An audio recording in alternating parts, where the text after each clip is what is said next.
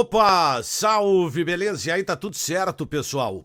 Chegando na área nesse vídeo para falar de Grêmio, e acho que nós temos que tocar neste assunto. Uma questão que está me gerando uma série de dúvidas e que eu quero compartilhar com vocês e ao mesmo tempo saber a tua opinião.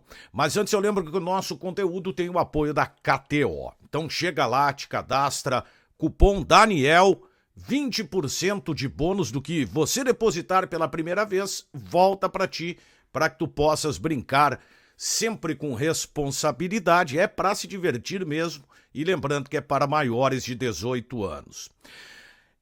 Gente, vamos lá, porque tem uma situação de um jogador do Grêmio que está me chamando demais a atenção e tem uma série de coisas que me deixaram em dúvida e que eu quero compartilhar com vocês. Isso porque um jornalista do Uruguai, o Goicoechea, ele acabou concedendo uma entrevista à Rádio Bandeirantes, enfim, lá se fala muito sobre o Carbajo, né, se surpreendendo com o fato desse jogador não estar rendendo aquilo que ele, por exemplo, rendeu no Nacional e que rende na seleção uruguaia, no Grêmio especificamente. E aí tem a primeira questão. O Renato está sabendo utilizar o Carbajo? A gente sabe que no Clássico Grenal, por exemplo, foi uma ideia do treinador e que não deu certo. Ali ficou evidente o quanto o Carbajo jogou fora de posição. Isso, claro, gera um prejuízo ao atleta. Outro ponto foi a entrevista que ele deu no Uruguai. Aliás, é a segunda entrevista. A primeira que ele concedeu há alguns meses, ele falava sobre o ritmo, a intensidade do futebol brasileiro, a questão do calendário, essa sequência grande de jogos, um pouco diferente daquilo que ele esteve habituado a viver, por exemplo, no Nacional do Uruguai. E fica claro que há, sim, uma dificuldade de adaptação. Mas esse jogador tem um problema, né? E ele vem sentindo realmente dores e ele admitiu estar jogando no sacrifício.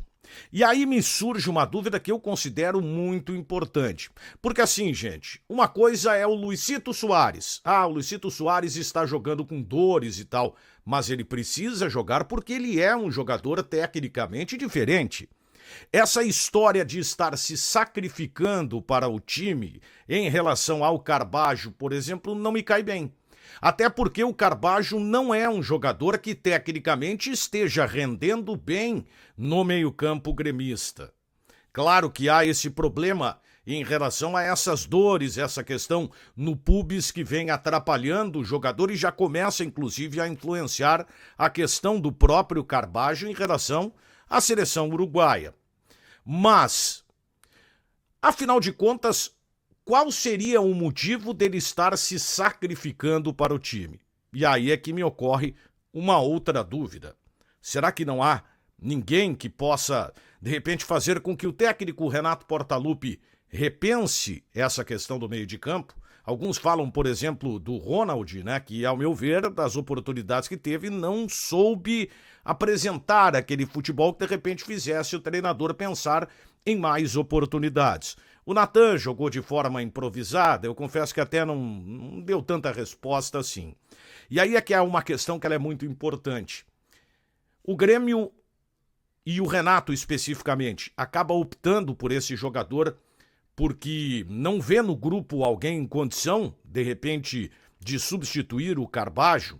Outro ponto que me chamou a atenção, será que o Carbajo colocou ao Renato que está ou jogando fora de posição, como dizem lá os jornalistas uruguaios, e que ele está tendo essas dores e isso está dificultando um melhor rendimento, sem contar essa questão da adaptação? Nós temos um problema aí. E esse problema, ele não é pequeno.